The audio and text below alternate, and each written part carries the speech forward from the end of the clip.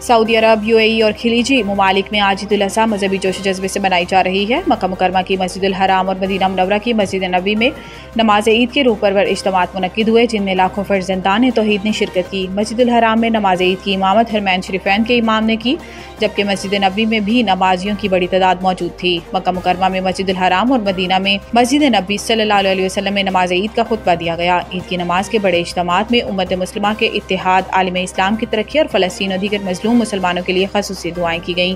Dubai, Abu Dhabi, Sharjah और दीगर अमाराती रियासतों में भी नमाज ईद अदा कर दी गई। इधर हुजाज कराम मुज़दलिफ़ा से मिना पहुँच चुके हैं, जहां वो हज के अहम रुकन रमी जुमेरात की अदायगी के साथ बड़े शैतान को कंकरियां मार रहे हैं, जिसके बाद कुर्बानी, हलक या कसर और एहराम की हालत ख़त्म करने के मनासिक अदा किए जा रहे हैं। इसके बाद हुज्जाज तवाफ़ ज़ियारत और सई मुकम्मल करेंगे।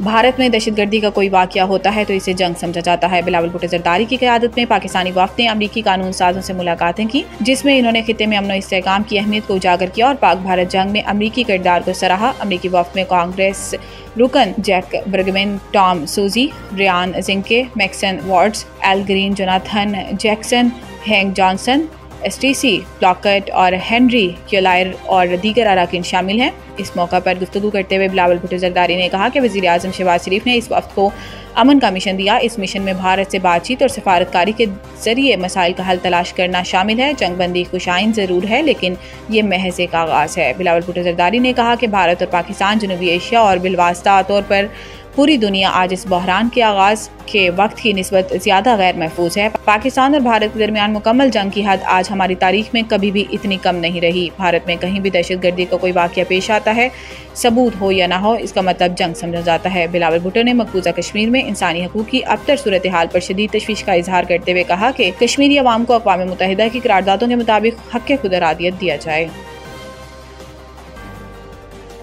पाकिस्तान में बहुत मजबूत लीडरशिप है। अमरीकी सदर Donald Trump German chancellor Friedrich Merz से व्हाइट हाउस में मुलाकात के दौरान गुफ्तगू में सदर ट्रंप ने कहा कि फ़ख्र है कि दो एटमी रियासतों के दरमियान जंग बंदी कराई। दोनों मुल्कों से कहा कि आप गोलियां चलाएंगे तो तिजारत नहीं होगी।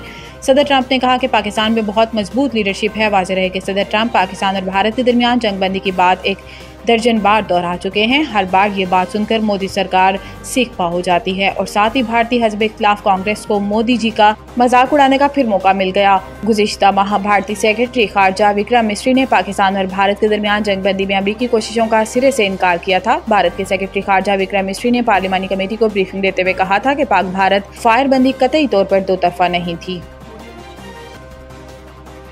सिंध हुकूमत का ईद उल अज़हा के मौका पर कैदियों के लिए खसूसी मुआफ़ी का ऐलान। सिंध हुकूमत ने ईद उल अज़हा के मौका पर कैदियों के लिए 120 दिन की खसूसी मुआफ़ी का ऐलान कर दिया। महकमा दाखिला सिंध ने कैदियों के लिए 120 दिनों की मुआफ़ी का नोटिफिकेशन भी जारी कर दिया, जिसके मुताबिक वज़ीर आला सिंध मुराद अली शाह ने कैदियों की खसूसी मुआफ़ी का ऐलान किया। इस मौका पर वज़ीर आला मुराद अली शाह ने कहा कि आम कैदियों को 120 दिन की खसूसी मुआफ़ी दी जाएगी, ताहम कत्ल, दहशतगर्दी, रेप, अगवा और माली बदनवानी में मुलविस कैदी मुआफ़ी के अहल नहीं होंगे। वज़ीर आला सिंध के मुताबिक मुआफ़ी का इतलाक़ सिर्फ आम सज़ा याफ्ता कैदियों पर होगा। सज़ाए मौत के कैदी इस रिलीफ में शामिल नहीं होंगे। इसके अलावा मंशियात, फ़ौरन एक्ट, जासूसी और माली बेज़ाब्तगियों में सज़ा याफ्ता कैदियों पर भी इस हुक्मनामे का इतलाक़ नहीं होगा।